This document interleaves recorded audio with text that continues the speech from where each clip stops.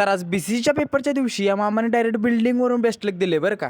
तर नमस्कार मंडळी, मी आहे सोहम, म्हणजेच तुमच्या चला तर मग संघटनेचा अध्यक्ष. आता ते अध्यक्षपद बाजूला ठेवलं तर तुमच्या भावानं कमबॅक करायचं ठरवलं. आता कमबॅक करायचं ठरवलंच आहे. मग आता साल्टी गेली तरी चालते, पण रुतबा कमी नाही झाला पाहिजे असं म्हणत लागलंच किरकोळ अभ्यास करून घेतला. तो पण कधी झोपून तर कधी रील बघत आणि बऱ्यापैकी अभ्यास करून निघालो पेपर द्यायला. आणि पेपर देऊन बाहेर आलोच होतो तोपर्यंत आपल्या कॅम्पस मधला छोटा डॉगेश बाई गाठ पडला. मग त्याच्यासोबत थोडीफार मस्ती करून पार्किंग कडे निघालोच होतो तोपर्यंत यांचं काय चालू आहे बघा.